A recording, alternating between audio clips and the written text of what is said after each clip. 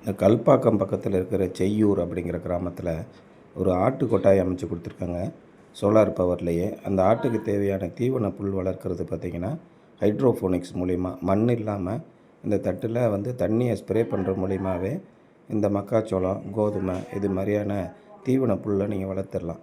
இது எஃப்ஜிசி பார்னு சொல்லிட்டு இரும்பு இல்லாமல் ஒரு பிளாஸ்டிக்கான மெட்டீரியல் எஃப்ஜிசி பார்னு இப்போ லேட்டஸ்ட் மெட்டீரியல் வந்திருக்கு. 20 வருஷம், 30 வருஷம், 50 வருஷம்னாலும் துரு பிடிக்காது, இத்து போகாது. அந்த மாதிரியான ஒரு மெட்டீரியலில் பண்ணி கொடுத்துருக்குறோம். இங்கே பயிர் வளர்ச்சியும் நல்லா இருக்குது. இப்போ ஆடுகளும் வளர ஆரம்பிச்சிருச்சு. இது மாதிரி ஒருங்கிணைந்த பண்ணையத்துக்கு முழுமையான ஷெட்டு அமைச்சு கொடுக்குறோம். ஹைட்ரோஃபோனிக்ஸ் அமைச்சு கொடுக்குறோம். அலுமினியம், இரும்பு இல்லாமல் இந்த மாதிரி எஃப்ஜிசி பாரில் போடும்போது தண்ணி எவ்வளோ தான் ஊற்றினாலும் உங்களுக்கு இது இத்து போகாது, நீண்ட நாளுக்கு இருக்கும்.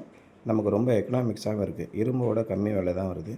அமைச்சு கொடுக்கும்போது முழுமையான பயன் இருக்குது. இதில் தண்ணியை கண்டினியூஸாக ஸ்ப்ரே பண்ணிக்கிட்டு இருக்கிறதுனால உங்களுக்கு இரும்பு போட்டிங்கன்னா துரு பிடிச்சி போயிடும். இது மாதிரி போடும்போது நீண்ட நாள் உழைக்கக்கூடியது.